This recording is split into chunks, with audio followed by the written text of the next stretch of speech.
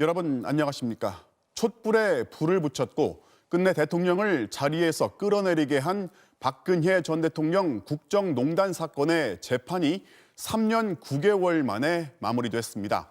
징역 20년에 벌금 180억 원. 이로써 박근혜 씨는 전두환, 노태우, 이명박 씨에 이어서 징역형이 확정된 대한민국의 네 번째 전직 대통령이 됐습니다. 먼저 곽동건 기자가 보도합니다. 2016년 10월 비선 실세가 대통령 연설문을 고쳤다는 의혹으로 촉발된 국정농단 사태. 촛불을 든 수백만 명이 광장으로 나섰고 헌정사상 처음으로 대통령이 탄핵됐습니다. 주문, 피청구인 대통령 박근혜를 파면한다. 국민이 끌어내린 전직 대통령은 피고인 신분으로 법정에 섰습니다. 3년 9개월 동안 100번을 훌쩍 넘긴 재판. 대법원은 박 전 대통령에게 징역 20년과 벌금 180억 원을 확정했습니다. 최종 인정된 혐의는 크게 두 갈래입니다. 대통령 재임 중 최서원 씨와 함께 삼성, 롯데 등 대기업에게서 뇌물을 받은 혐의가 유죄로 인정돼 징역 15년과 벌금 180억 원.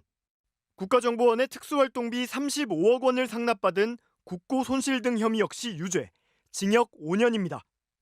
새누리당 공천 개입 사건으로 이미 유죄가 확정된 징역 2년형을 더하면 최종 형량은 모두 22년이 됩니다. 가석방이나 특별사면 없이 형기를 채운다면 87살이 되는 2039년에야 출소할 수 있습니다. 문화계 블랙리스트 관련 일부 혐의와 기업들의 K스포츠재단 출연금을 강요한 혐의 등은 무죄가 확정됐습니다. 박 씨는 재판을 줄곧 거부하며 법정에 나오지 않았지만 지지자들은 오늘도 대법원 앞에 모여 사법부 규탄 시위를 벌였습니다. 오늘 판결에 대해서 우리는 승복할 수가 없습니다. 이것은 법치 사망이다. 수사를 맡았던 박영수 특별검사팀은 법원 판결을 존중한다며 뇌물을 받은 사람 모두 유죄가 확정된 만큼 뇌물을 준 이재용 삼성전자 부회장의 다음 주 재판에서도 합당한 판결이 나오길 기대한다고 밝혔습니다. 대한민국 제18대 대통령이었던 박근혜 씨는 헌정사상 처음 탄핵된 대통령이자 확정 판결에 따라 수감된 네 번째 전직 대통령으로 기록됐습니다. MBC 뉴스 곽동건입니다. 들으신 대로 가석방이나 사면이 없으면 박근혜 씨는 2039년에 출소합니다. 청와대는 오늘 판결 이후 다시는 반복되지 말아야 할 일이라고만 하고 이 사면 얘기는 꺼내지 않았습니다. 다만 조만간에 있을 신년 기자회견에서 문재인 대통령이 직접 언급할 것으로 보입니다. 이어서 조국현 기자입니다. 청와대는 대법원 판결 3시간 만에 공식 논평을 발표해 이번 판단에 의미를 부여했습니다. 촛불혁명과 탄핵에 이어 사법 판단으로 국정농단 사건은 마무리됐다며 이 같은 일이 다시 있어선 안 된다고 밝혔습니다. 전직 대통령이 복역하게 된 불행한 사건을 역사적 교훈으로 삼아 다시는 이와 같은 일이 일어나지 않아야 할 것입니다.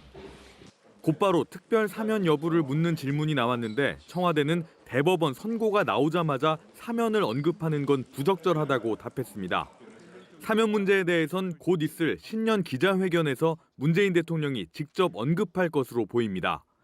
민주당은 박 전 대통령은 국민 앞에 사죄하고 통렬하게 반성해야 하며 국민의힘도 공동의 책임이 있다고 비판했습니다.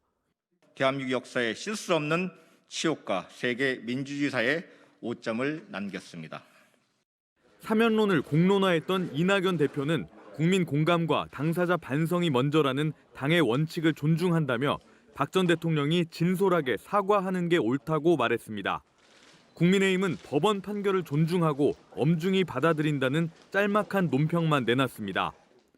불행한 역사가 반복되지 않도록 하는 것은 이제 우리 모두의 과제가 되었습니다. 김종인 비대위원장은 사면은 대통령이 판단할 문제라고 밝혔지만 당장 유승민 전 의원이 문 대통령의 결단을 촉구하고 나서는 등 당내에선 사면 요구가 나오기 시작했습니다. 정의당은 한 차례도 재판에 출석하지 않은 박근혜 씨가 과연 진지한 반성과 성찰을 하고 있는지 의심된다며 박 씨에 대한 사면을 더 이상 논하지 말아야 한다고 강조했습니다. MBC 뉴스 조국현입니다. 코로나19 신규 확진자는 사흘 연속 500명대 완만한 감소세를 이어갔습니다. 정부가 다음 주부터 적용할 거리 두기 단계 조정안을 모레 발표하는데요. 5인 이상 사적 모임 금지를 포함해서 지금의 단계를 유지할 것 같습니다. 하루 500명대는 여전히 위협적이란 이유입니다. 먼저 박윤수 기자가 보도합니다. 한 달 넘게 계속되고 있는 수도권 거리 두기 2.5단계와 비수도권 2단계. 여기에 5명 이상은 모이지 말라는 특별 방역 대책은 눈에 보이는 성과를 가져왔습니다.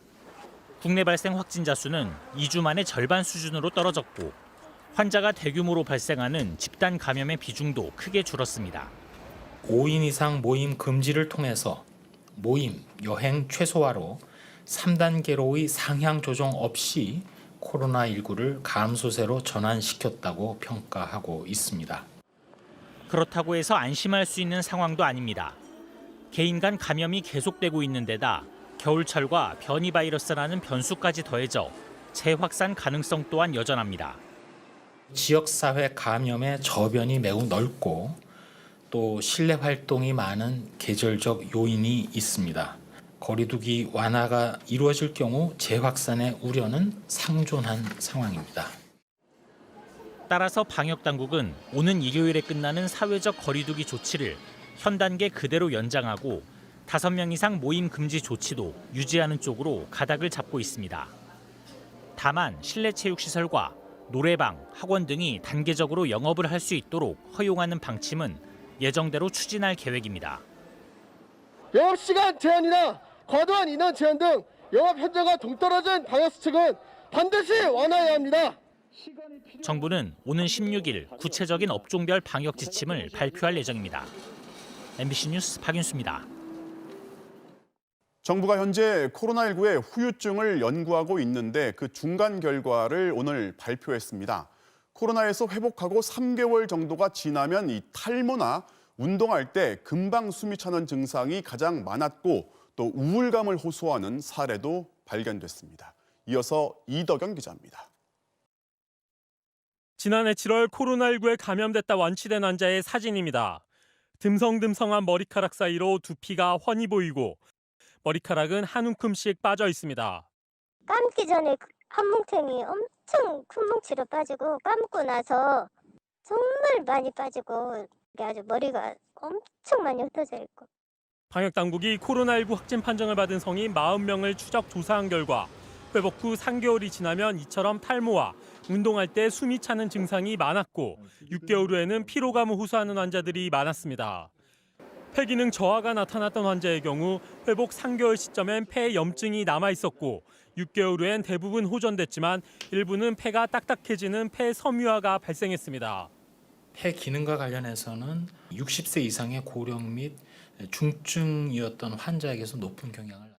정신적 후유증으론 우울감과 함께 외상 후 스트레스 장애가 나타나는데 시간이 지날수록 우울감은 감소하고 외상 후 스트레스 장애는 증가했습니다. 다른 나라에서도 다양한 후유증이 보고되고 있습니다. 중국 같은 경우는 회복된 환자 중에 76%가 한 가지 이상의 지속적인 임상 증상을 호소를 했는데 가장 많은 것은 이제 근육 약화라든지 수면 장애 등이 있었고. 코로나 치료 효과를 높이기 위해 방역당국은 고연령, 고위험 환자들에게 셀트리온이 발표한 항체 치료제를 우선 투약할 계획입니다. MBC 뉴스 이덕영입니다. 영국이나 남아공발이 아닌 새로운 변이 바이러스가 미국에서 2종이나 발견됐습니다. 인간이 백신과 치료제를 만들어서 제압하려는 이때에 이 바이러스는 저항하듯 변신을 거듭하고 있는 건데요. 코로나19는 결국 완전히 소멸하지 않고 풍토병이 될 거라는 전망까지 나오고 있습니다. 서혜연 기자가 보도합니다. 미국 오하이오주에서 발견된 변이 바이러스는 두 가지입니다. 하나는 영국의 변이 바이러스와 비슷한 형태였고 다른 하나는 지금까지 보고된 적 없는 유전자 돌연 변이를 가지고 있었습니다. 연구진은 두 가지 모두 외부 유입이 아닌 미국 내에서 변이된 것으로 보고 있습니다. 오하이오주의 신규 확진자는 지난 2일 14,000명을 넘기며 사상 최다를 기록했는데 연구진은 특히 두 번째 변이 바이러스가 콜럼버스시를 중심으로 최근 3주간 광범위하게 퍼진 것으로 보고 있습니다.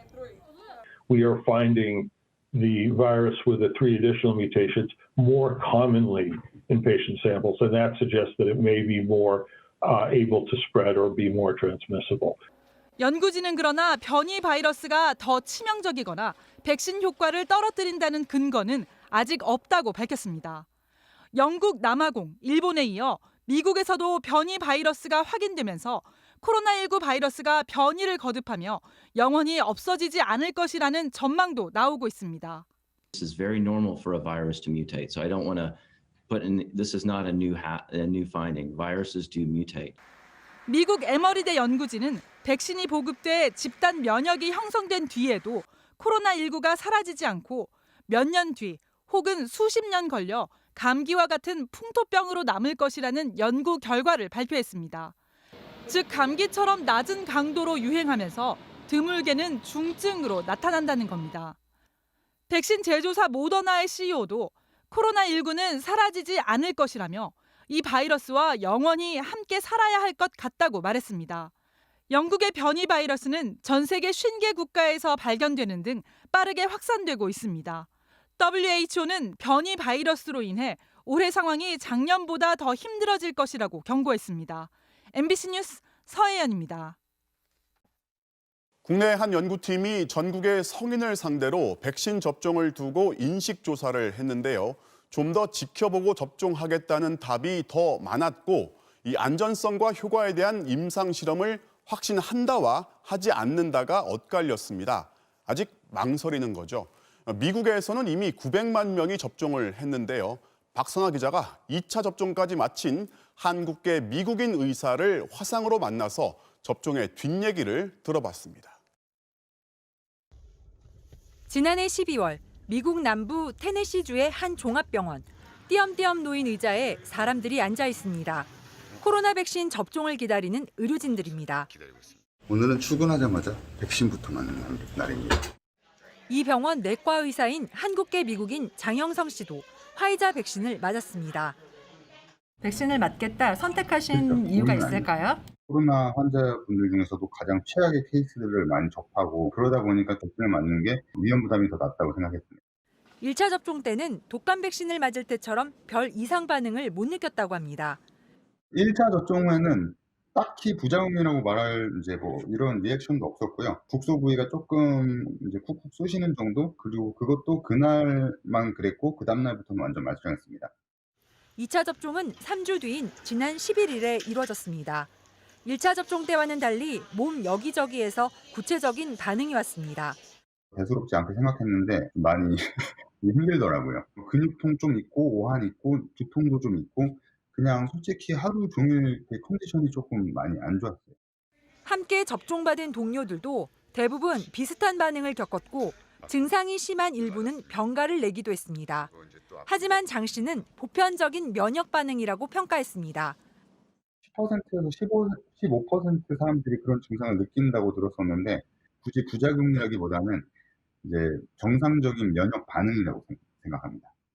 최근 미국 플로리다의 50대 의사가 백신을 맞고 사망했다는 보도에 대해서는 원인이 백신 때문인지 먼저 확인이 필요하다고 말했습니다. 왜 죽었는지를 규명이 안 된 상태에서 그런 기사가 나가면은 사람들은 당연히 백신 때문에 죽었다고 자연스럽게 연결해서 생각을 할 수가 있기 때문에 장 씨는 코로나가 대유행했던 지난해 봄보다 상황이 나빠진 걸 10배 넘게 늘어난 환자 수로 병원에서 체감한다며 백신을 통해 빨리 집단 면역을 확보해야 한다고 강조했습니다. MBC 뉴스 박선아입니다. 개신교의 선교시설인 BTJ 열방센터 관련 확진자는 오늘도 추가돼서 700명을 넘었고 아직 1000명 넘게 검사를 받지 않았습니다. 상당수는 연락을 피하고 있는 건데요. 열방센터는 평소에도 그 근처에서는 휴대전화를 켜지도 못하게 은밀하게 운영했다고 합니다. 이호영 기자가 취재했습니다. 수도권에서 경북 상주로 통하는 고속도로에 위치한 속리산 나들목. 열방센터로 향하던 수도권 방문자들의 휴대전화 전원이 이곳에서 일제히 꺼졌습니다. 열방센터에서 20km 정도 떨어진 지점입니다. 열방센터에서 5.4km 정도 떨어진 이 휴게소에서도 또 다른 방문자들의 휴대전화 전원이 꺼졌습니다. 하지만 열방센터 입구에 도착한 뒤에도 곧바로 안에 들어갈 수는 없었습니다. 열방센터 측은 이곳 입구에서 금속 탐지기를 이용해 참가자들의 몸과 짐을 수색했습니다.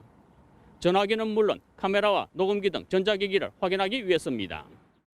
보통 속리산 IC 정도에서 핸드폰을 끄라고 시키고 금속 탐지기로 이 핸드폰을 숨기고 왔는지 혹은 다른 전자기기를 가지고 왔는지. 열방센터에서 21km 떨어진 상주시 화북면의 정암 삼거리. 집회가 진행되는 동안 계속 꺼져 있던 휴대전화는 집회를 마치고 돌아가는 도중 이 지점에서 이번엔 일제히 켜졌습니다. 수도권이나 다른 지역으로 통하는 빠른 길이 있는데도 역학조사에 혼선을 주기 위해 일부러 먼 거리를 돌아간 것으로 추정됩니다. 방역당국이 기지국 조사를 통해 열방센터 방문자들의 휴대전화 위치 추적을 했더니 이 같은 동선이 드러난 겁니다. 부인을 하고 계시고 뭐 전화기를 끄고 하는 경우가 있는 것 같습니다. 그러나 다 밝혀지는 일이고 다 알 수 있는 일입니다. 다시 전국으로 흩어진 신도들에게는 방역당국의 전화를 받지 말라는 구체적인 지시도 내려졌습니다. 동선 또한 보건소에서 연락이 오면 특히 경북 상주 열방센터가 있는 지역번호 054에서 연락이 오면 절대 받지 말라고. 이렇게 전국으로 퍼진 열방센터 관련 확진자는 713명. 작년 11월 이후 방문했던 3,000명 가운데 절반 가까운 1,300여 명이 아직 검사도 받지 않고 있습니다. 특히 열방센터에서 제출한 방문자 명단 중 일부는 한 사람이 옮겨 적은 듯 비슷한 필체로 적혀 있어 명단 일부는 엉터리일 가능성도 높습니다. 이런 방식으로 방역법을 위반한 열방센터 핵심 관계자 2명에 대해 영장실질심사는 아직 진행 중입니다. MBC 뉴스 이호영입니다. 그런데 열방센터를 운영하는 인터콥이 당국의 연락을 피하는 정도가 아니라 아예 행적을 조작하도록 지시한 정황이 확인됐습니다. 바로 제주의 관광지에서 사용하는 제주 안심 코드의 사진을 조직적으로 사용하게 했다는 건데요. 김찬년 기자가 취재했습니다. 연말연시 특별 방역 대책이 시작된 지난달 24일 개신교 선교단체인 인터콥 신도들에게 이메일 한 통이 도착합니다. 발신인은 인터콥 서울, BTJ 열방센터를 운영하는 인터콥 서울본부 관계자로 추정됩니다. BTJ 열방센터 참석 시 필독이라는 지시사항, 1번은 제주 안심코드라는 어플리케이션을 다운받으라는 겁니다. 확진자의 동선을 추적하기 위해 제주도에서 운영하는 전자 출입 명부인데 관광지 같은 특정 장소의 QR코드를 찍으면 방문 사실이 인증되는 방식입니다. 이 앱을 이용해 실제로는 경북 상주 열방센터에 있으면서 그 기간 제주도에 방문한 것처럼 휴대전화 위치 정보를 조작하라는 겁니다. 제가 서 있는 곳은 제주공항으로 성산일출봉에서 40km 이상 떨어져 있는데요. 하지만 사진으로 찍어둔 성산일출봉 QR코드를 제주 안심코드 앱으로 촬영하면 성산일출봉에 방문한 것으로 기록이 남습니다. 실제 하루 평균 2,000건 안팎 끼던 제주 안심코드 다운로드 건수는 메일이 발송된 지 나흘 뒤 25,000건으로 10배 이상 증가했습니다. 조작에 사용할 제주 지역 QR코드는 인터콥 제주지부에서 제공하고 카카오톡 비밀 채팅방을 통해 공유된 걸로 추정됩니다. 열방센터에 방문할 때 미리 휴대전화를 끄고 집에 돌아갈 때까지 절대 휴대폰을 켜지 말 것. 사진 촬영과 외부인 접촉 금지도 방문자들이 지켜야 할 필수 사항이었습니다. 장소를 이동했을 때에 문제점이 있는 건 사실입니다. 그런데 그 문제점을 보완하기 위해서 우리 제주 안심코드 GPS 기능을 지금 보완을 할 예정이고요. 상주 열방센터에 직접 방문했던 제주도민 39명 가운데 아직 확진 판정을 받은 사람은 없지만 6명은 연락이 닿지 않고 있습니다. 정부는 열방센터 측의 진단검사 거부 등 방역법 위반 행위를 절대 용납하지 않겠다고 강조했습니다. MBC 뉴스 김찬년입니다. 요즘 스마트폰으로 지도 어플 많이들 사용하시죠? 혹시 카카오 맵 쓰시는 분들 이번 소식 눈여겨보셔야겠습니다. 500만 명 이상이 사용 중인 카카오 맵을 통해서 민감한 개인 정보들이 줄줄 새고 있다는 사실을 저희가 확인했습니다. 내가 어디 사는지, 직장은 어딘지, 가족에 대한 정보는 물론이고 군사 관련 기밀까지 아무런 제약 없이 누구나 볼 수 있다고 합니다. 먼저 김세진 기자의 단독 보도 보시고 자세한 내용 짚어보겠습니다.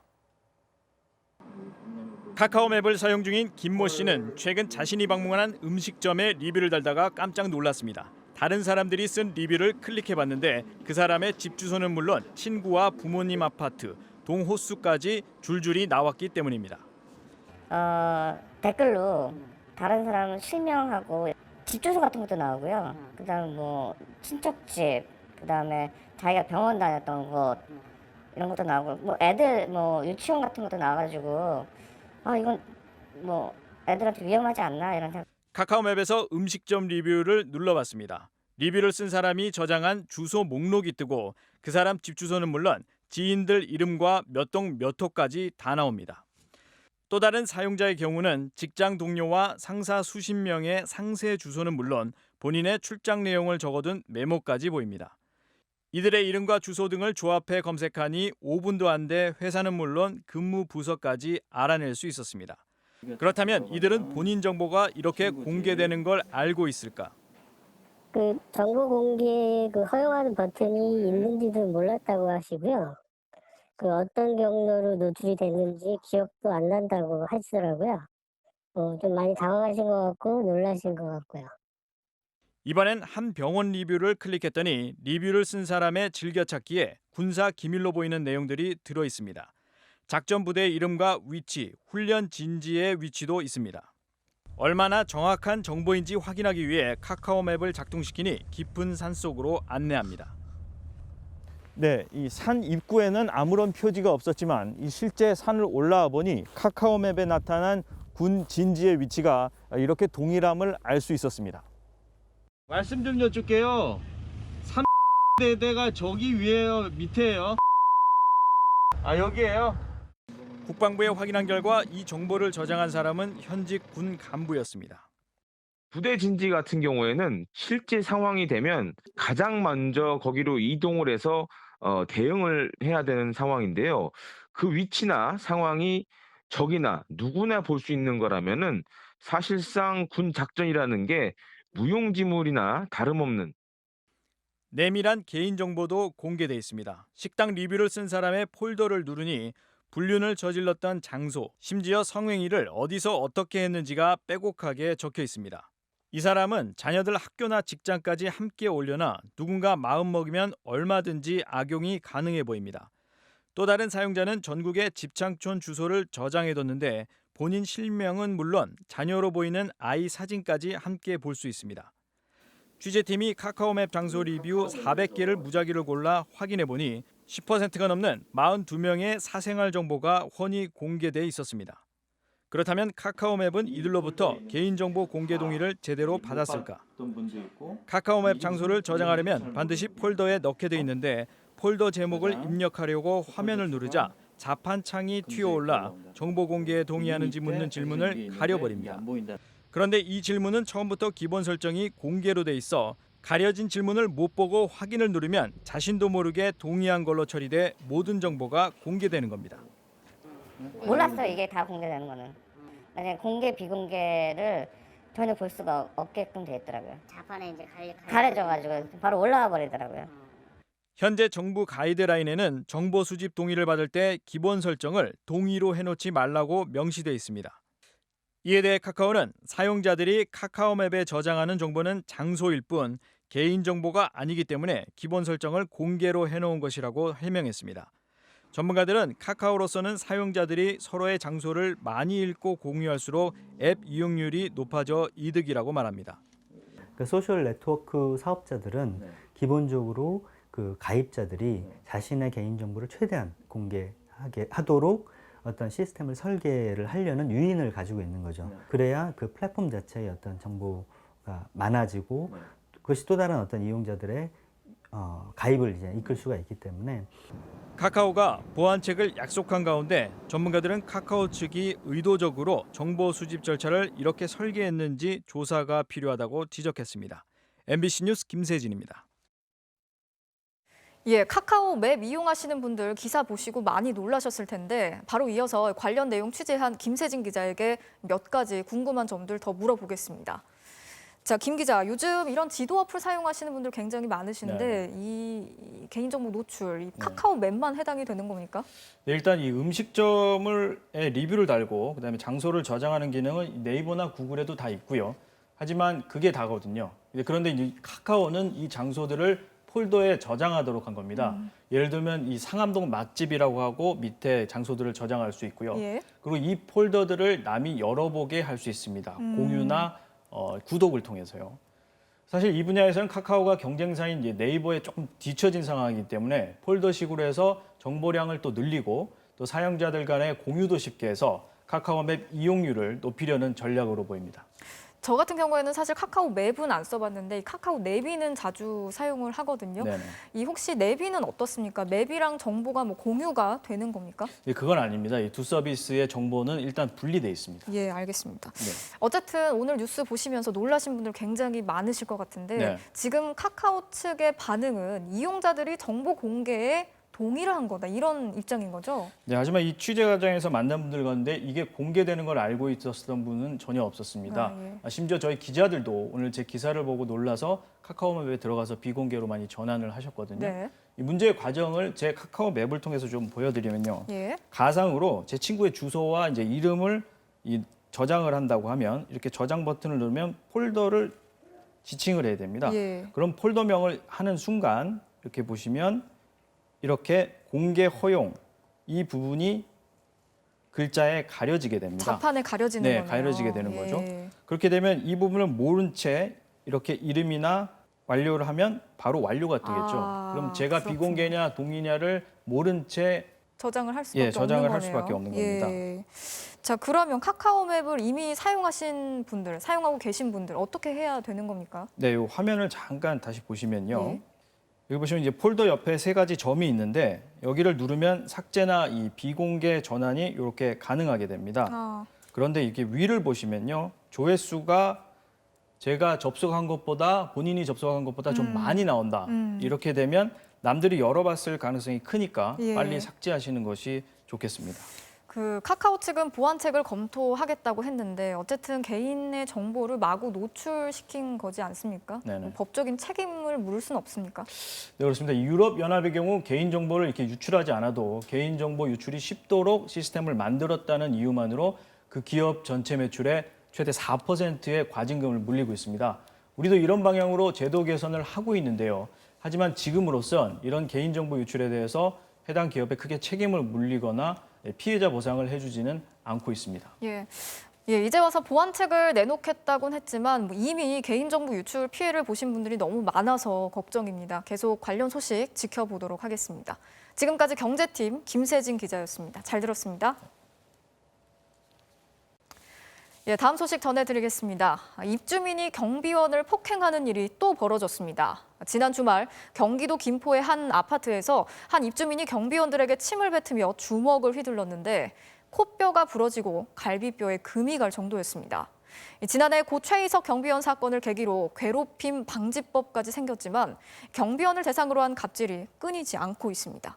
김건희 기자가 취재했습니다. 벤츠 승용차 한 대가 아파트 차단기가 올라가지 않자 후진을 한 뒤 차를 세웁니다. 조수석에 탔던 남성이 내려 경비실로 걸어갑니다.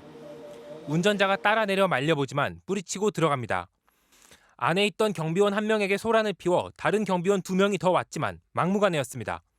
얼굴에 침을 뱉고 이제 난동을 피우는데 내가 밖으로 나왔죠. 정확하게 세 사람한테. 자신이 입주민인데도 타고 온 차의 출입을 막은 건 부당하다는 이유. 하지만 미등록 차량은 다른 쪽 출입문을 이용하는 게 아파트의 원칙이었습니다. 여기 규칙이 안 된다잖아요. 규칙. 왜 안 되지? 야 들어가지 나오겠다 생각. 이 남성은 경비실 밖에서도 킥보드를 들고 위협을 하고 벽을 발로 찹니다. 일행의 만류에도 경비원 2명을 쫓아다니더니 급기야 얼굴에 주먹을 휘두릅니다. 경비원 한 명이 결국 바닥에 쓰러집니다. 해당 남성은 이곳에서 난동을 계속 이어갔는데요. 옆에 편의점에서 의자를 집어들고는 경비실 창문을 내려 찍어서 이렇게 방충망이 뜯어져 있는 모습입니다. 10분 넘게 이어진 폭행은 경찰이 출동하고서야 끝났는데 경비원 한 명은 코뼈가 부러지고 한 명은 갈비뼈에 금이 갔습니다. 술 냄새 많이 나죠. 한 대 맞고 나서 쓰러지고 나서 저쪽에 있었는데 막 40남자들 떨리더라고요. 맞는 순간 숨 못 쉬고 이렇게 있었는데 내가 돈이 많은데 니들이 돈을 원하면 얼마든지 줄 테니까 그러고 있으라는 동 그 넘어져 있는데 그런 식으로 다 계속 얘기를 하고 있더라고요. 아파트 주민들은 37살의 입주민인 이 남성의 엄벌을 요구하고 있습니다. 누가 생각해도 도덕적으로 있을 수 없는 일이다 보니까 직업에 귀천이 있는 것도 아니고. 경찰은 가해자에 대해 폭행 혐의를 적용해 구속영장을 신청하는 방안을 검토하고 있습니다. MBC 뉴스 김건희입니다. 입주민이 경비원을 폭행하는 일이 또 벌어졌습니다. 지난 주말 경기도 김포의 한 아파트에서 한 입주민이 경비원들에게 침을 뱉으며 주먹을 휘둘렀는데 코뼈가 부러지고 갈비뼈에 금이 갈 정도였습니다. 지난해 고 최희석 경비원 사건을 계기로 괴롭힘 방지법까지 생겼지만 경비원을 대상으로 한 갑질이 끊이지 않고 있습니다. 김건희 기자가 취재했습니다. 벤츠 승용차 한 대가 아파트 차단기가 올라가지 않자 후진을 한 뒤 차를 세웁니다. 조수석에 탔던 남성이 내려 경비실로 걸어갑니다. 운전자가 따라 내려 말려보지만 뿌리치고 들어갑니다. 안에 있던 경비원 한 명에게 소란을 피워 다른 경비원 2명이 더 왔지만 막무가내였습니다. 얼굴에 침을 뱉고 이제 난동을 피우는데 내가 밖으로 나왔죠. 정확하게 세 사람한테. 자신이 입주민인데도 타고 온 차의 출입을 막은 건 부당하다는 이유. 하지만 미등록 차량은 다른 쪽 출입문을 이용하는 게 아파트의 원칙이었습니다. 여기 규칙이 안 된다잖아요, 규칙이. 왜 안 되지? 야, 들어가지 나오겠다 생각. 이 남성은 경비실 밖에서도 킥보드를 들고 위협을 하고 벽을 발로 찹니다. 일행의 만류에도 경비원 2명을 쫓아다니더니 급기야 얼굴에 주먹을 휘두릅니다. 경비원 한 명이 결국 바닥에 쓰러집니다. 해당 남성은 이곳에서 난동을 계속 이어갔는데요. 옆에 편의점에서 의자를 집어들고는 경비실 창문을 내려 찍어서 이렇게 방충망이 뜯어져 있는 모습입니다. 10분 넘게 이어진 폭행은 경찰이 출동하고서야 끝났는데 경비원 한 명은 코뼈가 부러지고 한 명은 갈비뼈에 금이 갔습니다.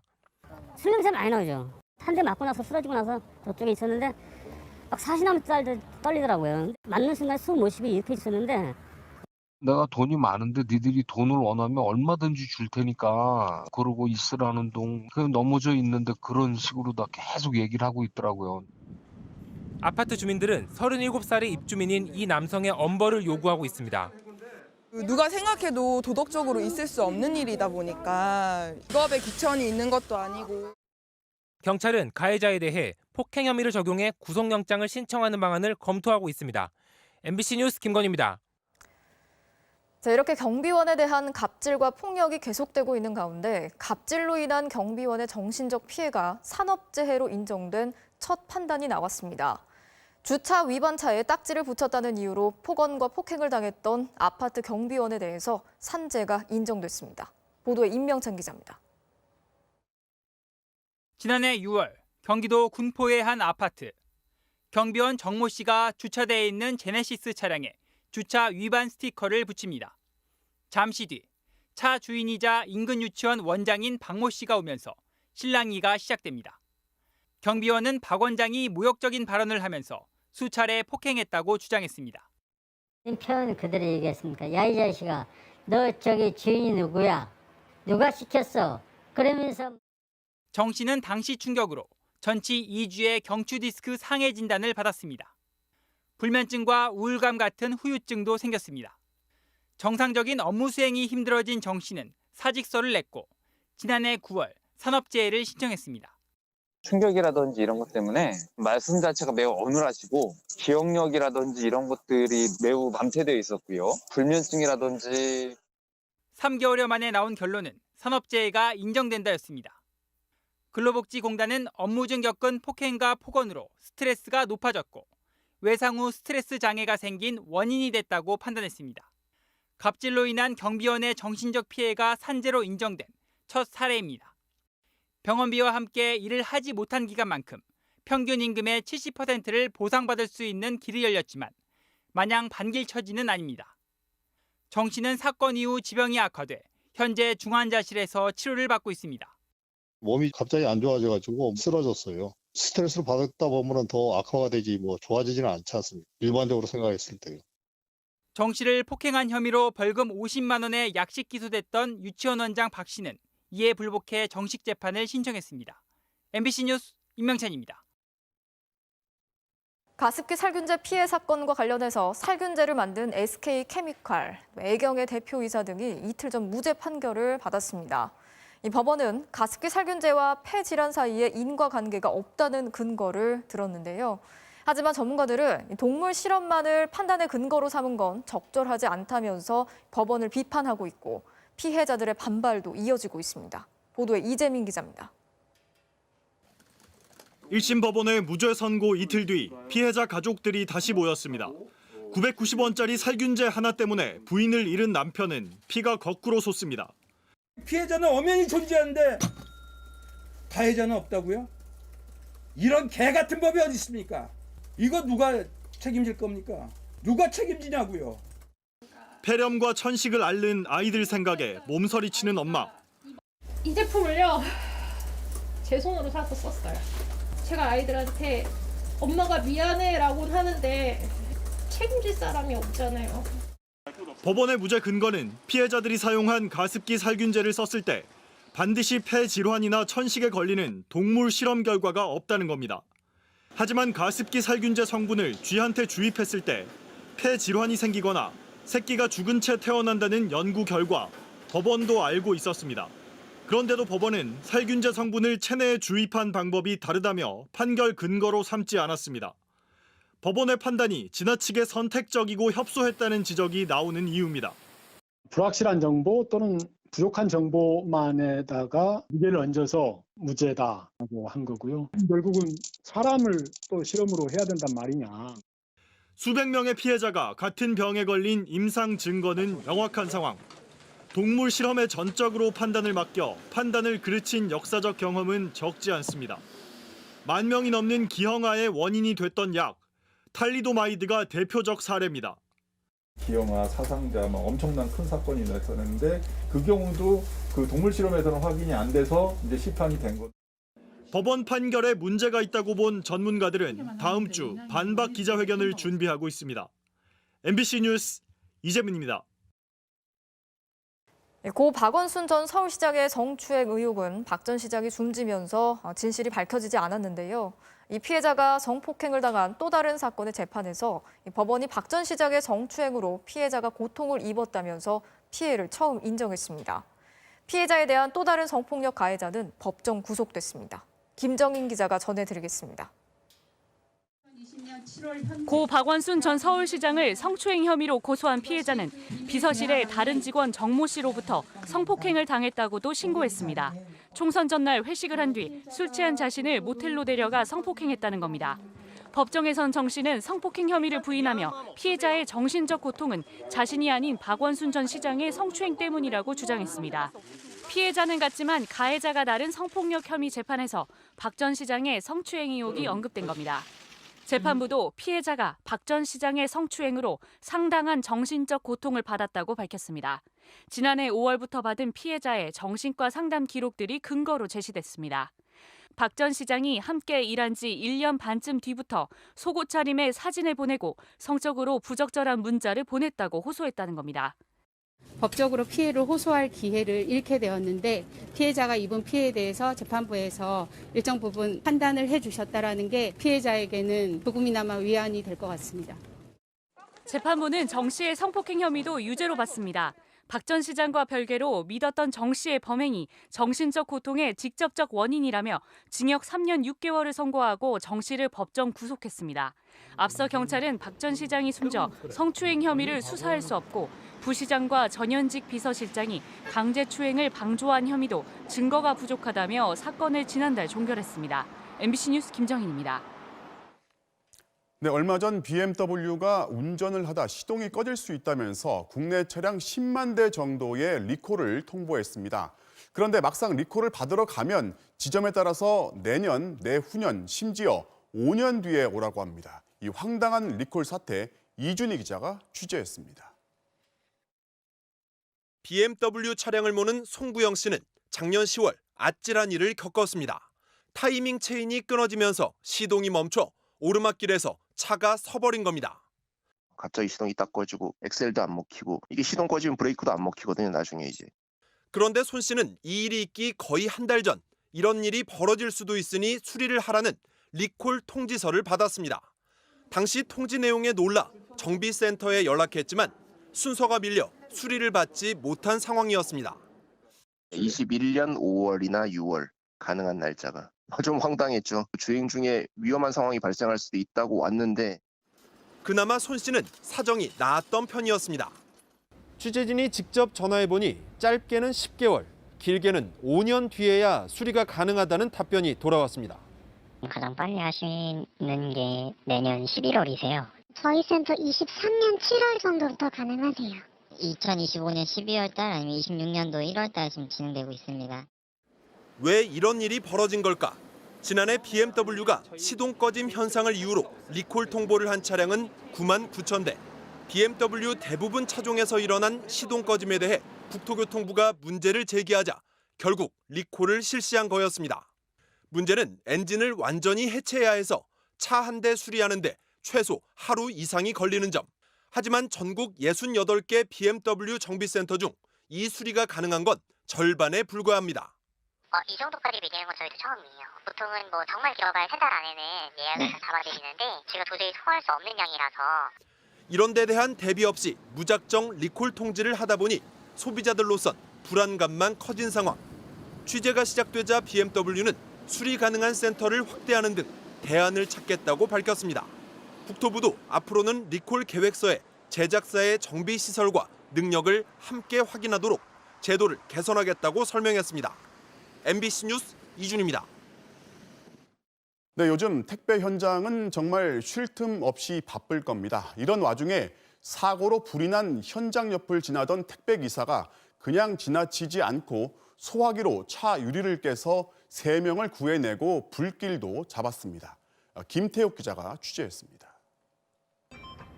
어젯밤 10시쯤 경기도 광주시 중부고속도로 곤지암 나들목 인근 화물차와 SUV 승용차 석 대가 연쇄 추돌하면서 승용차에선 불길까지 치솟습니다.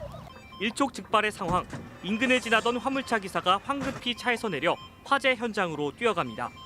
택배 기사인 이명희 씨는 소방차가 도착하기 전 사고가 난 화물차의 앞 유리를 부숴 탑승자를 구조하고 소화기로 불길을 잡아 더 큰 피해를 막았습니다. 제 차에 있는 망치를 들고 그 앞유리를 파손 후 그 아주머니부터 구하고 소화기로 화재 뭉개 붙으면 안 되니까 일단은 그 진화를 시작하게 했습니다. 이 씨가 진화에 사용한 소화기는 한 라디오 프로그램 경품에 당첨돼 받은 것. 현행법상 7인승 이상 자동차와 화물차, 특수차에 의무적으로 비치해야 하는데 이 씨의 꼼꼼함이 빛을 발했습니다. 차량 안에 비치되어 있는 소화기는 소방차의 한 대의 위력과도 같습니다.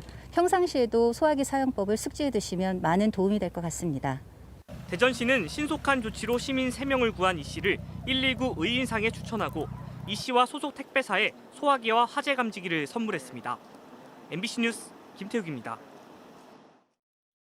그런가 하면 쿠팡의 물류센터에서 밤샘 근무를 마친 50대 일용직 노동자가 회사 화장실에서 숨진 채 발견됐습니다.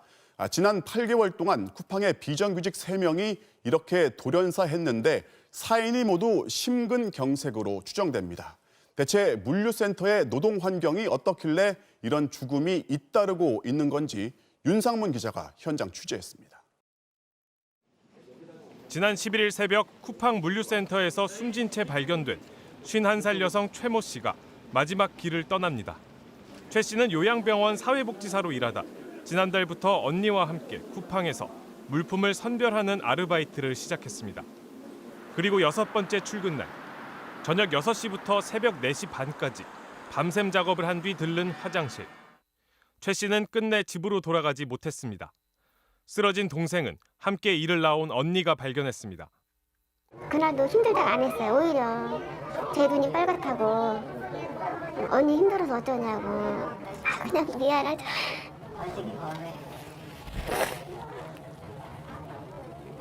얘들한테도 미안하고. 지난해 5월엔 인천 물류센터에서 40대 계약직 노동자가 역시 새벽에 화장실에서 10월엔 70물류센터에서 일하던 20대 일용직 노동자가 퇴근 뒤 숨졌습니다. 8개월 사이 쿠팡 물류센터와 관련된 비정규직 노동자 3명의 연이은 돌연사입니다. 사인은 모두 심근경색으로 추정됩니다. 유족과 노동자들은 이딴 죽음의 배경에 악명 높은 작업관리 시스템이 있다고 지목합니다. 쿠팡에선 한 사람이 1시간에 몇 개의 물건을 처리했는지를 UPH라는 수치로 측정합니다. 각자 가지고 다니는 단말기에는 이 수치가 실시간으로 뜹니다. 집품하고 이동하는 시간까지 합쳐서 한 5분에 한 번씩은 보는 것 같아요. 최소. 좀 신경이 쓰이죠. 이 수치가 낮아지면 하위 성과자들은 그때그때 공개적으로 호출을 당합니다.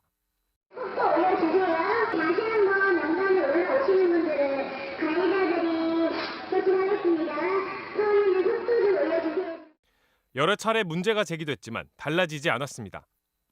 마감권 같은 경우 특정 번호 불러서 이거 빨리 해주세요라고 하면 하위 성과자는 재계약을 할 수 없고 반면 상위 성과자는 인센티브를 받거나 계약직 전환이 유리하다는 현장 근로자들의 설명. 쉴 새 없이 일하게 만드는 구조가 만들어진다고 합니다. 시험하는 분위기가 없어요. 계속 일해야 돼요. 계속 그 분위기를 따라가게 되잖아요. 속도를 올린 상태에서 화장실을 가고 싶다고 하거나 더 큰 문제는 기준 작업량 자체가 날이 갈수록 많아지고 있다는 것. 2021년 들어서 3개를 집품하라 그랬거든요. 1분에 3개 이상 집품하세요. 하지만 쿠팡 노동자의 절대 다수가 일용직과 계약직이고 코로나19 사태로 너도 나도 일을 하려다 보니 누구 하나 목소리를 내기 힘듭니다. 원래 직장이 있었는데 여기도 잘리고 이러다 보니까 힘든데 일할 데가 없으니까 돈 벌려고 버티는 거. 쿠팡의 매출액은 2018년 4조 4천억 원에서 지난해엔 11조 원을 넘은 것으로 추정됩니다. 굉장히 혁신적인 기업이라고 내걸고 있지만 그 혁신의 실제 내용은 굉장히 퇴행적인 방식이고 제대로 정부가 규제하지 않으면 거의 공룡 기업이 된 쿠팡을 정부가 손댈 수 있을 것인가. 과도한 노동 강도로 사망 사고가 잇따르는 거 아니냐는 질의에 대해 쿠팡 측은 생산성 확인 지표는 개인 업무량을 평가하는 데 사용하고 있지 않으며 노동자들은 원하는 대로 근무 일자와 업무를 선택할 수 있다고 밝혔습니다. MBC 뉴스 윤상문입니다. 서울시장 야권 단일화를 놓고 국민의힘과 국민의당의 신경전이 거친 논쟁으로 번졌습니다. 누가 여권을 이롭게 하냐는 엑스맨 논쟁까지 벌어졌는데 단일화 논의는 당분간 진전이 어렵게 됐습니다. 배주환 기자입니다. 국민의힘의 단일화 압박이 안철수 대표에 대한 비방으로 이어지자 오늘은 국민의당이 반격에 나섰습니다. 단일화 논의가 전체 야권 지지층의 바람과는 반대로 가려고 하고 있습니다. 저를 잘 알지 못하는 분들까지 나서서 저에 대한 근거 없는 비판을 하기도 합니다. 안철수 대표는 단일화는 반드시 이뤄내겠다면서도 그 방식은 시민들이 결정할 것이라고 말했습니다. 국민의힘으로의 입당이나 합당은 없다고 다시 한번 쐐기를 박은 겁니다.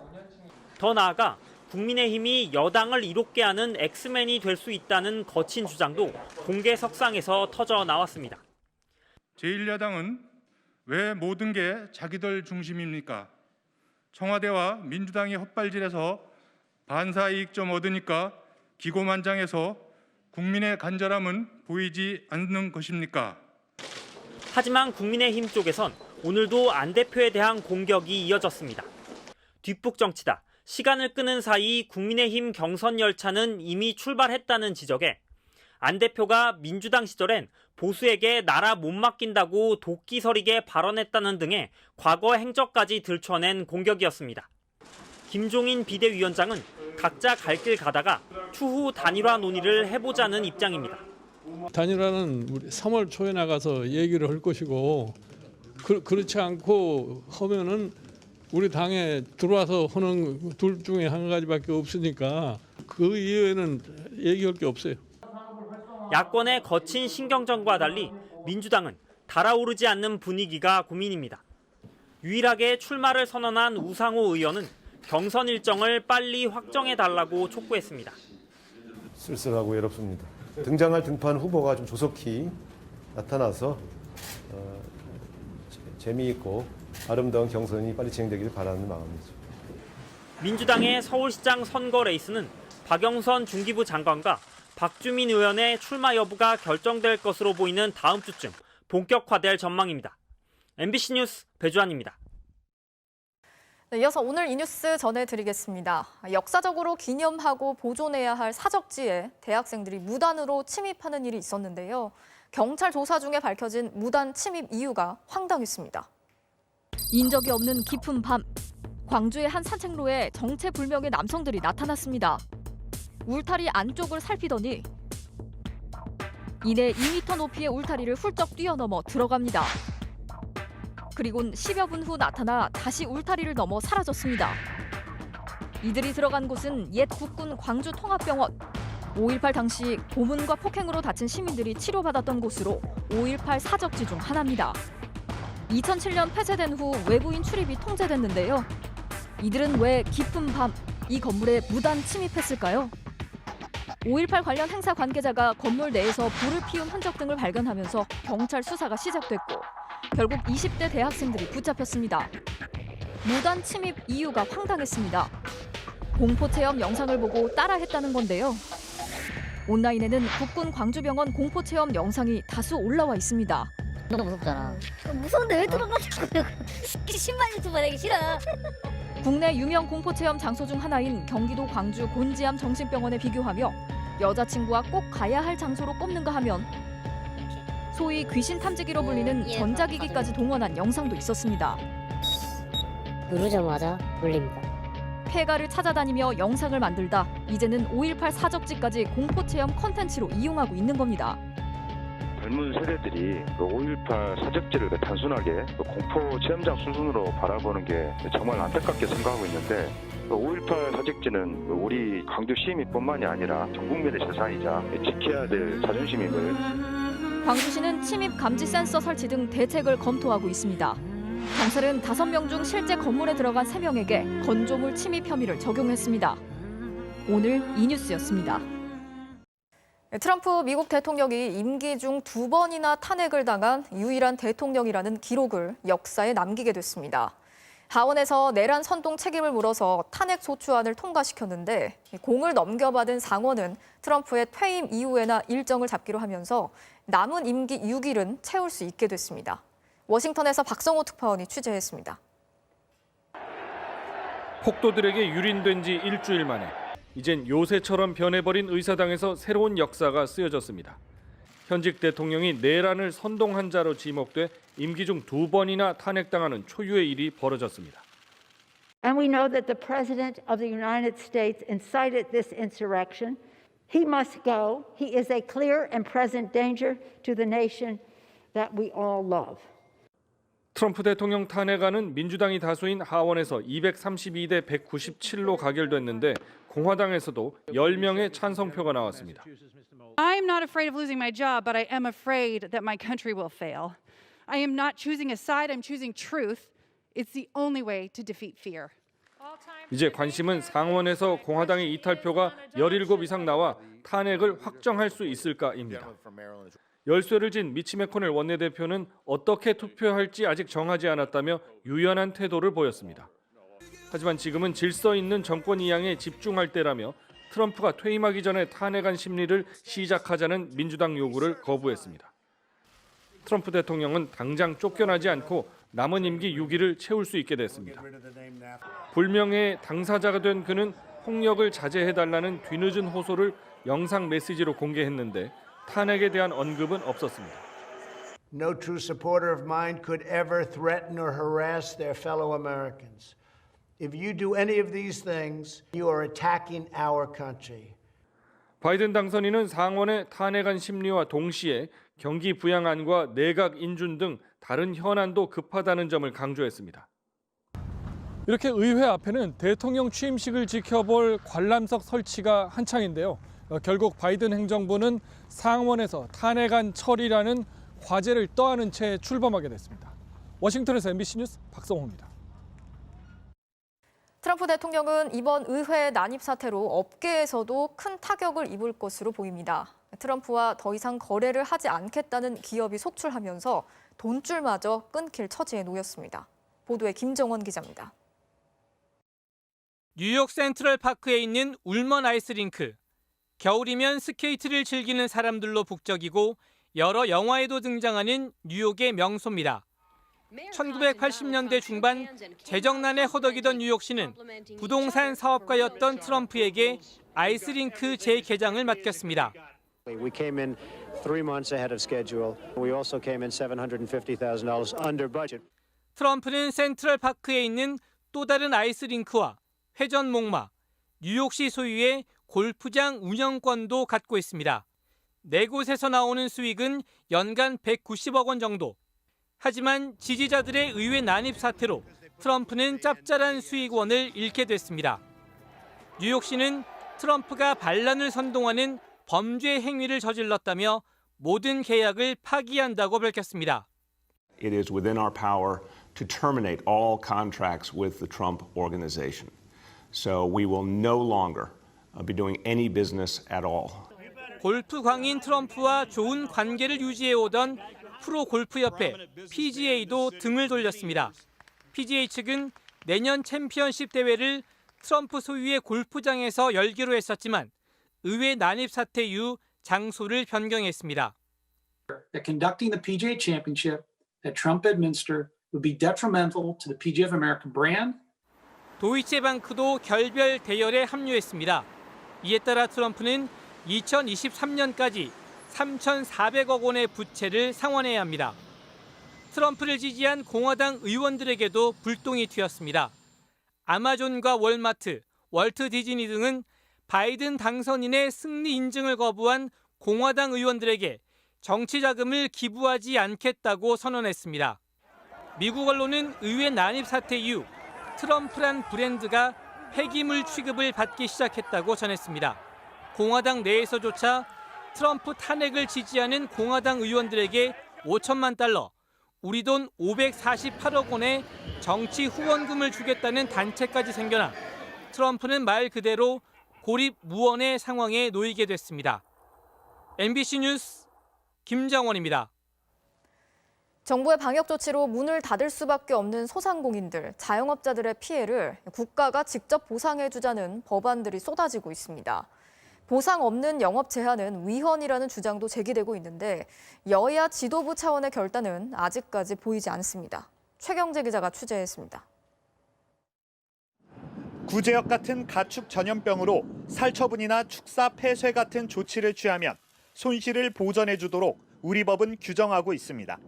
그러나 감염병 예방을 위해 집합 금지 또는 제한 조치를 할 경우 사업장의 손실을 보전해주도록 하는 규정은 어디에도 없습니다. 이렇게 보상 없는 영업 제한은 위헌이라는 논란이 정치권에서도 본격적으로 제기됐습니다. 공공 필요에 의해 자영업자들의 재산권을 제한하면서도 아무런 보상 조치를 두지 않았습니다. 위헌적 상태를 방치한 것입니다. 국회에선 관련 발의가 잇따르고 있습니다. 소상공인 출신 국민의힘 최승재 의원은 영업 손실은 물론 세제와 공과금, 보험료도 반드시 보전해야 한다는 법안을 제출했습니다. 소상공인들에게 엄청난 빚을 지고 있다는 것을 묵과해서는 안 됩니다. 이번 주에만 4번째, 올해 들어 7번째 관련 법안이 발의되는데 정당별로는 국민의힘 4명, 민주당 2명, 정의당 1명입니다. 주요 내용을 보면 영업 제한 기간 동안 최저임금 규모의 보상금을 지급하자는 구상, 별도의 심사기관을 설치하고 전년도 매출액 또는 납부세액을 근거로 영업 손실을 판단해 보전하자는 제안입니다.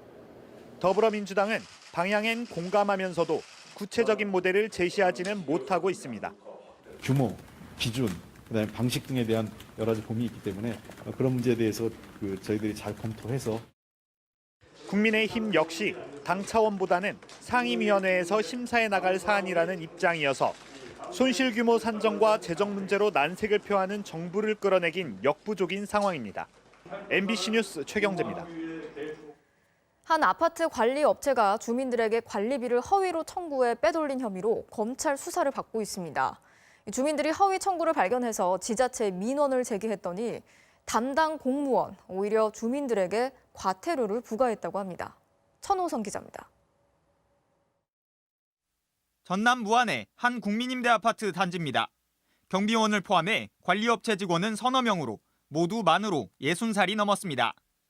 그런데 입주민들이 낸 관리비 내역엔 이 직원들의 국민연금 보험료가 포함됐습니다. 무려 6년간 2,100여만 원이 부과됐습니다. 직원들이 60이 넘었다는 걸 감안하면 관리업체가 보험료를 허위로 청구한 겁니다. 이런 부분까지 뭐 이렇게 장난을 치고 있을 거라고는 전혀 예상을 못했고요. 이 관리업체가 맡고 있는 목포의 또 다른 500세대 규모 아파트 단지입니다. 2018년부터 1년 가까이 직원들의 건강보험료로 2,500만 원을 받아갔는데 실제 건강보험공단엔 1,900만 원만 납부했습니다. 또 시청에서 매달 10만 원씩 감면해준 수도요금도 관리업체는 검침 비용이라며 그냥 챙겼습니다. 전혀 뭐 알 수가 없죠. 정확하게 그 주민들은 믿을 수밖에 없잖아요. 특별히 어떻게 하치기가 좀 어렵고 그게. 위탁업체에선 단순한 실수라고 주장합니다. 그게 어떻게 보면 도처적 많다 보니까 그게 하나에 5년, 6년 됐는데 그래서 저희들이 실수이죠. 어떻게 보면. 그걸 우리가 뭐 착복하려는 건 아니고. 입주민들은 작년 3월 시청에 민원을 제기했습니다. 하지만 담당 공무원의 반응은 뜻밖이었습니다. 관리업체의 입장도 생각하라고 압박하더니 느닷없이 단지에 설치된 시설물을 문제 삼아 주민들에게 과태료 5천만 원을 부과했습니다. 의심이 갔었습니다. 그리고 놀랐습니다. 지금 이 시간까지도 지금 5천만 원이 적은 돈이 아니지 않습니까? 주민들이 강력히 항의한 뒤에야 지자체는 과태료 처분을 취소했습니다.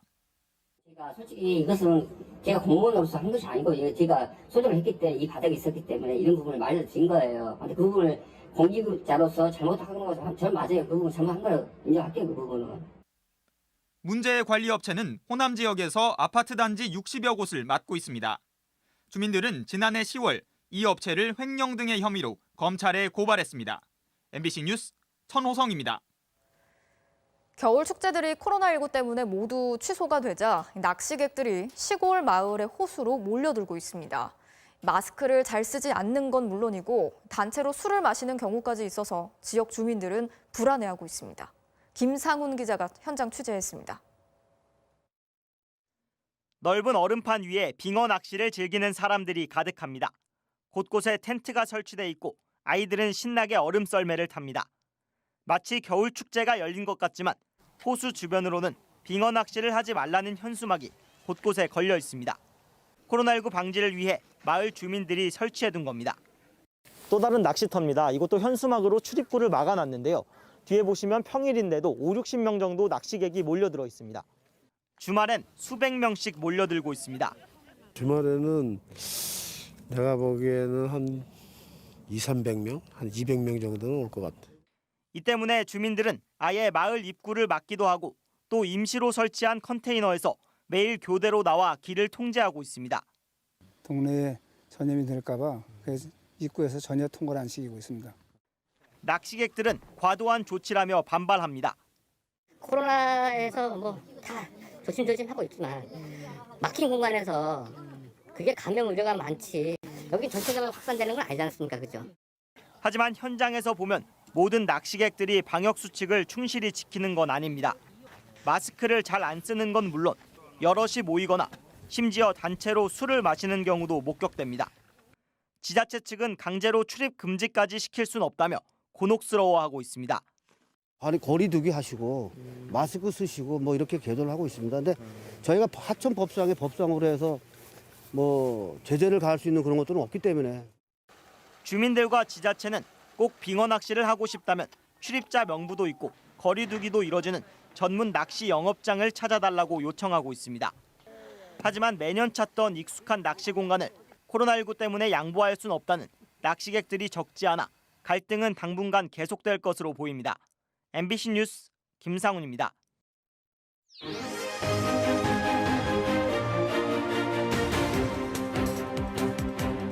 정치적 참견 시점, 오늘도 정치팀 김재영 기자와 함께 하겠습니다. 자, 오늘 준비한 소식 볼까요? 네. 여권 3인방 대표 정책 윤곽 드러나나인데, 자, 정부와 여당의 지도부가 요즘 이제 여러 정책들을 내놓고 있는데 이걸 한번 평가해 보자 이런 얘기 같습니다. 네, 각종 여론조사에서 대선 후보 1, 2위를 달리고 있는 이낙연 민주당 대표와 이재명 경기지사, 그리고 최근 주요 쟁점마다 목소리를 내기 시작한 정세균 총리 얘기입니다. 네. 오늘 취임 1주년을 맞았는데요. 정 총리 얘기부터 한번 들어보시죠. 네.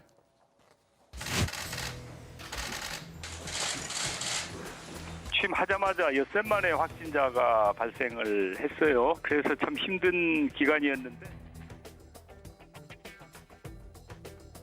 그래도 K-방역이라고 하는 국제적인 평가를 받았는데 위대한 우리 국민의 성과라고 저는 생각합니다. 총리님 눈시울을 붉히셨겠지만 그 임대료를 영업을 하지 못하면서 부담해야 되는 자영업자의 눈물을 어떻게 닦아줄 것인가.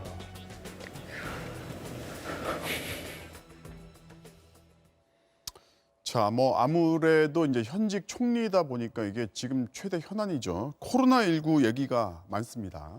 네, 정 총리에겐 가장 큰 숙제이기도 하지만 또 성공적으로 마무리하면 최대 업적이 될 수도 있기 때문에 그동안 당연히 여기에 집중해 왔는데요. 네.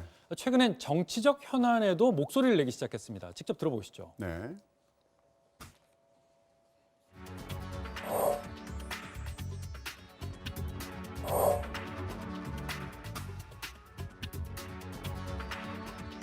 상생의 정신은 적극적으로 찬성을 합니다만은 이제 어떤 것을 제도화하고 하려면 국민적인 공감대가 먼저 이루어진 후에 논의가 이루어지는 게 보편적 복지, 전국민 재난지원금을 주장하는 이 지사에겐 정부와 발을 맞추라고 꾸짖기까지 했고요. 네.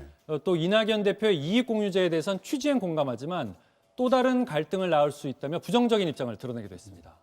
이 지사는 오늘도 자신의 소신을 거듭 밝혔는데요. 그동안의 관련 발언들까지 한번 들어보시죠. 네.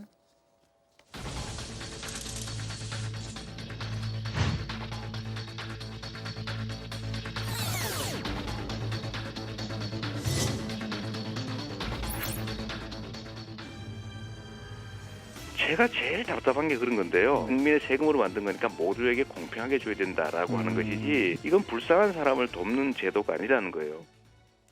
자, 이 지사는 이낙연 대표의 이익공유제에 대해선 선의가 아니겠냐며 평소와는 달리 다소 완곡한 반대 의견을 내놨거든요. 각종 여론조사에서 대권 후보 1위를 달리고 있는 이 지사가 아무래도 당 안팎의 견제를 많이 받다 보니까 각을 너무 세우기보다는 연대할 건 연대하는 이런 유연한 모습을 보이려 한다는 해석이 나왔습니다. 네. 저희가 어제 짚어봤던 이익공유제, 자, 이낙연 대표 오늘도 관련해서 행보를 이어갔어요. 네, 조금 전 이 대표가 이익공유제 현장 방문을 다녀왔는데요. 네. 영상으로 직접 보시죠. 네. 포스트 코로나 불평등 해소 TF를 출범시켰습니다.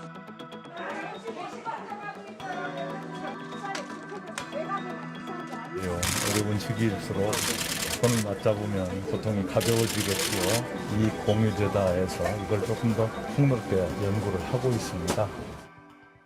네, 어제도 한번 정리했지만 당대표로서 세 번째 정치적 화두를 던진 이 대표 입장에선 중대한 기로에 서 있습니다. 네. 오늘 대법원에서 박근혜 전 대통령에 대한 유죄 확정 판결이 났잖아요.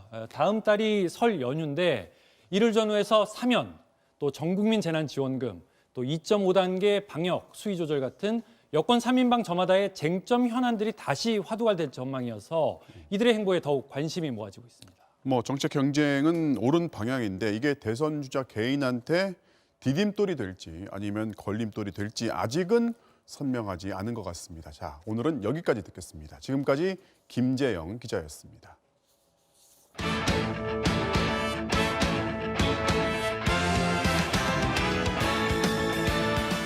목요일 밤 스포츠 뉴스입니다. 11년을 삼성에서만 뛰었던 정인욱이 지난해 방출된 뒤 한화에서 재도약을 노리고 있는데요. 가족의 응원 속에 마지막이라는 각오로 의지를 다지고 있습니다. 전은칠 기자의 보도입니다. 정인욱이 한화 유니폼을 입고 몸 만들기에 한창입니다. 지난달 입단 테스트를 통과해 육성 선수 신분으로 1군 진입을 준비하고 있습니다. 처음 옮겨봐서 되게 새롭고 빨리 이제 정식으로 계약을 하면서 하루라도 일찍 이제 구단에 이제 빨리 도움이 되는 게 일단 최우선이지 않나. 지난 2010년 이대호와 가르시아를 연속 삼진으로 잡아내며 강렬하게 데뷔했던 정인욱. 뭘 던지는 게 신인 투수가 맞는가라는 생각이 들 정도예요. 이듬해에는 한국 시리즈 승리 투수가 되며 우승까지 경험해 삼성의 미래로 불렸습니다. 하지만 2015년 이후 좀처럼 9위를 찾지 못했고 결국 작년 삼성을 떠나야 했습니다. 처음 겪는 방출에 걱정도 있었지만 방송인인 아내 허민 씨의 든든한 응원에 힘을 얻었습니다. 뭐야? 잘 어울리네, 모자가 아주. 잘 어울려? 많이 낯설겠지만 결국 잘하고 잘하리라 믿어. 지난 9월 둘째를 얻으면서 마운드에서 증명해야 할 이유가 하나 더 늘었습니다. 아빠가 야구 선수였다. 뭐 이런 것도 알 수 있을 때까지 계속 공을 던지고 싶죠. 입단 테스트 때의 9위도 기대감을 높입니다. 40위까지 나온 걸로 봐서는 야간 경기 때 한 40 중반까지는 나올 수 있겠다 이런 계산을 하게 되잖아요. 경험도 있고 절실함도 있고. 어느 때보다 마운드가 절실해진 정인욱. 다시 거침없이 공을 뿌리는 날까지 하루하루가 소중합니다. 이 선택이 틀리지 않았다는 걸 보여드리기 위해 열심히 또 그리고 잘 하겠습니다. MBC 뉴스 전우진입니다. 4년 전 참혹한 비행기 사고로 구성원 대부분을 잃었던 샤페코엔시라는 팀 기억하시나요? 기적의 팀으로 불렸던 이 팀이 브라질 리그에서 감격적인 일부 승격을 이뤄냈습니다. 이명진 기자입니다. 지난 2016년 창단 첫 남미 클럽 대항전 결승전에 출전하기 위해 비행기를 타고 가다 추락 사고로 선수단 22명 중 19명이 목숨을 잃었던 브라질의 샤페코엔시. 선수 수급에 어려움을 겪으면서 지난 시즌 2부 리그로 강등됐던 이 팀에 또 한 번의 기적이 찾아왔습니다. 이기면 1부 리그 승격을 확정할 수 있는 중요한 경기. 선수들은 시작 전부터 손을 맞잡고 전의를 다졌고 정확한 헤더로 선제골을 터뜨리며 앞서갔습니다. 후반엔 프리킥 상황에서 또 한 골. 결의에 찬 90분이 흐르고 결국 2대1 승리가 확정된 순간 모두가 그라운드 위에서 한데 뒤엉켰습니다. 다시 해냈다는 감격은 락커룸에서도 한참이나 이어졌습니다. Feliz demais, todo acesso. O time se dedicou, campeonato inteiro, merecido. 4년 전 모두를 울린 믿기 어려운 사고. 그리고 전 세계에서 쏟아진 따뜻한 응원과 위로. 아픔을 딛고 일어서 한 시즌 만에 승격 드라마를 완성한 기적의 팀 샤페코엔시가 다시 기적을 쓰기 시작했습니다. MBC 뉴스 이명진입니다. 네덜란드 프로축구에서 나온 감각적인 뒷발 슈팅입니다. 이게 들어갈 줄은 아무도 몰랐겠죠? 오늘 밤 스포츠 뉴스였습니다.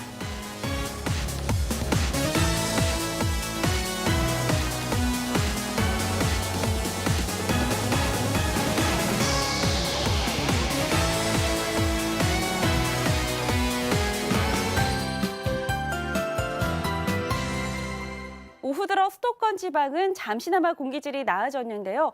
하지만 밤사이는 대기가 정체돼 먼지가 쌓이겠습니다. 또 약하게 황사와 스모그가 들어와 영향을 주겠는데요.